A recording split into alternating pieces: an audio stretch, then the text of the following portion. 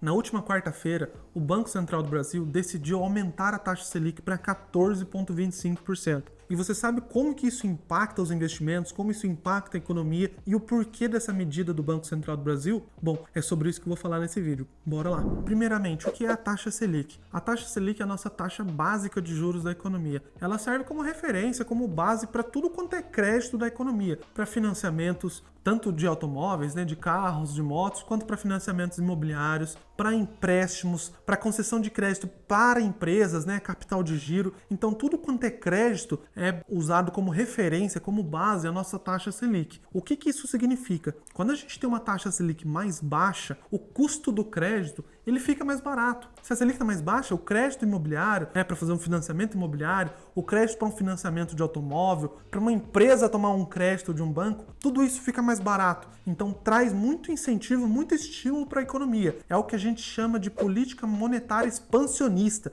que é para expandir, para crescer a economia. Porque o crédito está barato, então tem muito esse estímulo. E o cenário contrário também é verdadeiro. Ou seja, quando a gente tem uma Selic muito alta, é exatamente o contrário. É um desestímulo para a economia. É uma forma de frear a economia. Porque o custo de crédito fica muito alto. Ou seja, para você fazer um financiamento imobiliário, para comprar um apartamento, para comprar uma casa, vai estar mais caro. Para fazer um financiamento de um carro, de uma moto, fica tudo mais caro. Para uma empresa abrir um novo negócio, pegar um crédito do banco, pegar um capital, fica mais caro. Para uma empresa expandir o próprio negócio, tudo isso fica mais caro com uma Selic mais alta. Então, é um desestímulo, é uma forma de frear a economia. E esse desestímulo, com um cenário de Selic mais alta, é o que a gente costuma chamar de política monetária contracionista. Ela contrai a economia, faz com que a gente não tenha estímulos para crescer, para tomar crédito, para abrir novos negócios, para fazer financiamentos, para consumo.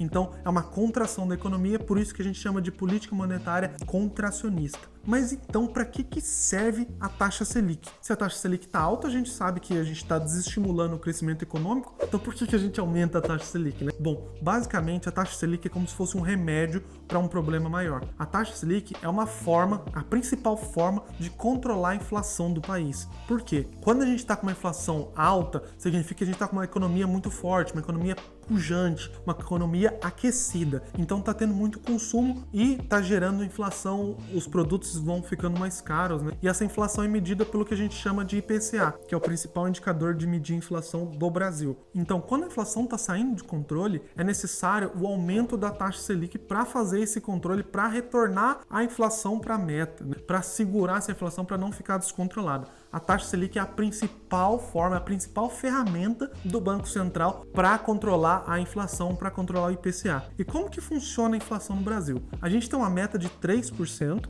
mas que pode variar de 1,5 pontos percentuais, tanto para baixo quanto para cima. Ou seja, a gente tem uma meta de 3% para 12 meses de inflação, que pode descer, pode variar até 1,5%, que seria o nosso piso da faixa, ou até 4,5%, que seria o nosso teto da faixa. Hoje, a inflação no Brasil é dessa forma que é a nossa meta, a nossa faixa de inflação, a nossa banda que a gente chama para 12 meses. Então a Selic é um remédio, até o pessoal fala, é muito comum se escutar que é um remédio amargo, que é um remédio para controlar a inflação, mas por que amargo? Porque ela desestimula a economia, tudo fica mais caro, mas é um remédio que é necessário para controlar a inflação. Bom, mas e por que a nossa taxa Selic vem aumentando tanto então? Basicamente porque a gente está com uma inflação fora de controle. O IPCA, que é o principal indicador que mede a inflação oficial do país, atingiu 5,06 nos últimos 12 meses acumulados, estourando o nosso teto da meta, como eu comentei, que é o nosso teto da meta de 4,5%. Então o nosso IPCA, que é o nosso indicador principal de inflação no Brasil,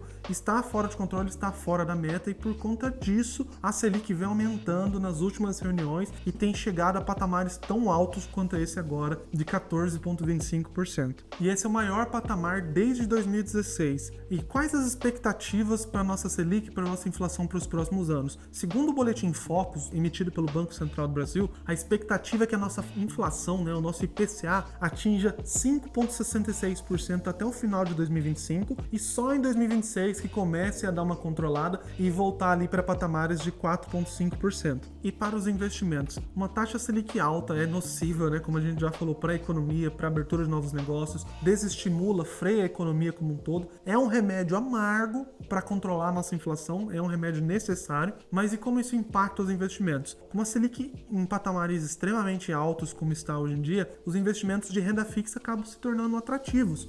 Investimentos como CDBs, LCIs, LCAs, CRIs e CRAs, todos esses investimentos de renda fixa acabam se tornando muito atrativos, principalmente investimentos mais seguros, como o Tesouro Selic, né, do programa do Tesouro Direto, e CDBs com liquidez diária de grandes bancos que têm cobertura pelo FGC. Todos esses investimentos acabam ficando muito atrativos, pois tem um baixo nível de risco e um retorno fica muito atraente por conta da gente ter uma Selic muito alta. E a renda variável acaba perdendo um pouco dessa atratividade, pois tem um nível de risco maior e os investidores não querem correr riscos, a menos que eles tenham recompensas, né? E nesse cenário, a renda fixa tem um risco menor e tem uma recompensa alta. Concorda? Então, Tesouro Selic, CDBs de grandes bancos acabam ficando muito atraentes pelo benefício do risco-retorno, baixo risco com alto potencial de retorno. E não só isso, e a Selic em patamares altos acaba se tornando atrativo também para investidores estrangeiros, para investidores de fora do país, porque é um retorno, não é? Um valor muito expressivo de retorno, 14% ao ano, sem fazer nada, né? Você pode colocar o seu dinheiro e ir para a praia. Porém, a gente tem um grande porém aqui, que a gente não tem tido tanto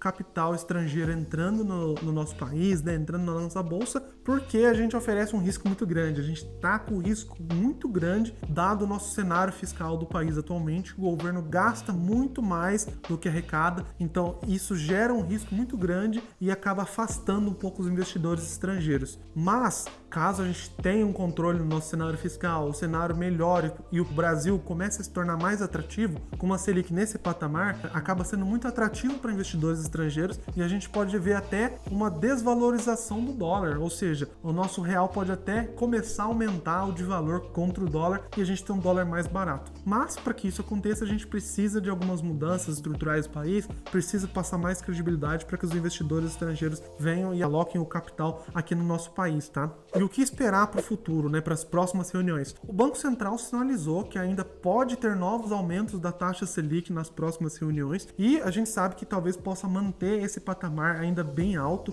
Então, quais são as expectativas da nossa Selic e do nosso IPCA para os próximos 2 anos? Bom, como eu comentei aqui, o IPCA, a expectativa para 2025 é de 5,66%, conforme o Boletim Focus, e só em 2026 que a gente chegue num patamar de 4,50%, esse 4,48% aqui do Boletim Focus, tá? Isso é a expectativa do Focus para toda a jornada, para todos os 12 meses do ano. E a Selic, aqui na nossa última linha, a expectativa é que termine o ano de 2025 em 15%, ou seja, atualmente a gente está em 14,25%, então a gente ainda tem expectativa de alcançar 15% da taxa Selic em 2025 e só em 2026 a gente finalizar com 12,5%. E como eu comentei, com uma taxa Selic alta, então existem diversos investimentos atrativos, até investimentos que estão atrelados à nossa inflação nesse cenário acabam sendo boas opções também, como o Tesouro, a gente tem várias taxas aqui de Tesouro IPCA mais 7%, mais 7,5%, que significa um investimento que cobre o IPCA mais 7,5% pré-fixado, ou seja,